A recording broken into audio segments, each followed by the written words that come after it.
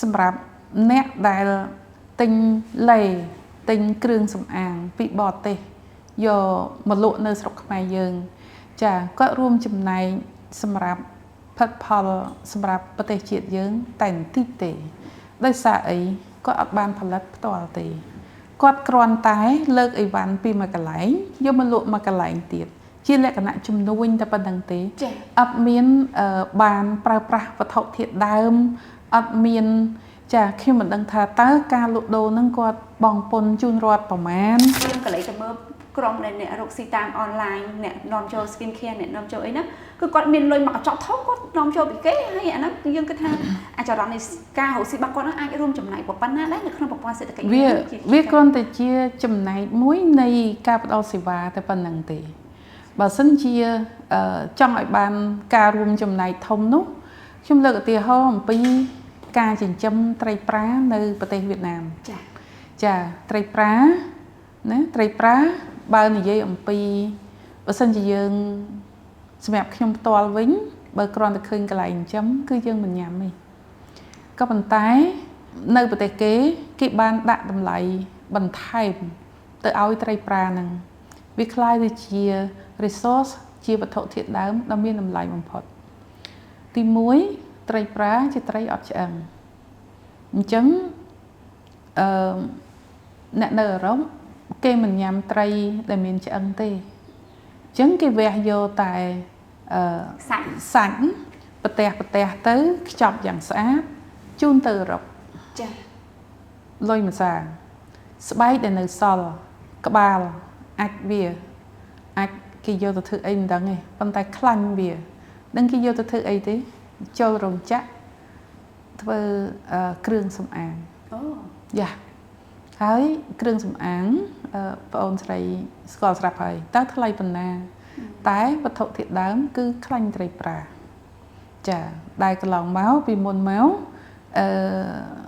នៅតាមរោងចក្រដែលគាត់ត្រូវការខ្លាញ់សត្វហ្នឹងសម្រាប់ធ្វើក្រែមលាបមាត់ហ្នឹងគឺគាត់សម្រាប់សត្វសមុទ្រច្រើនប៉ុន្តែឥឡូវនេះដោយសារមានត្រីប្រាដែលគេមិនញ៉ាំសោះហ្នឹងគាត់បានដាក់តម្លៃបន្ថែមជាច្រើនអញ្ចឹង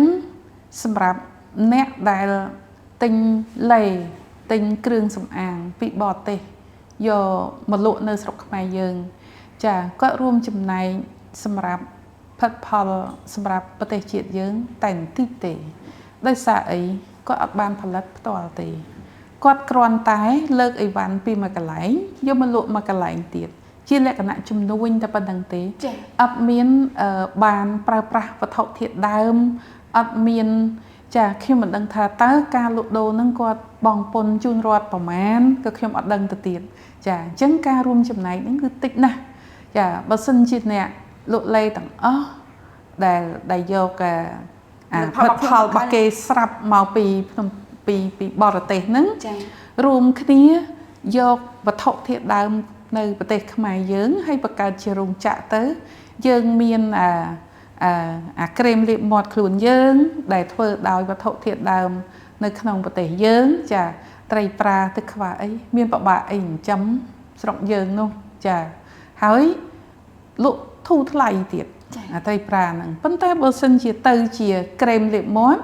ចាខ្ញុំនិយាយដោយស្មោះត្រង់ទៅគឺក្រែមលាបមាត់មកពីចាខ្ញុំនិយាយទៅអាចអ្នកលាបក្រែមហ្នឹងអាចមិនពេញចិត្តជាមួយខ្ញុំចាព្រោះគេយកទៅធ្វើនៅកូរ៉េចាហើយខ្ញុំដឹងច្បាស់ចានិស្សិតដែលរៀនជាមួយខ្ញុំហ្នឹងក៏គាត់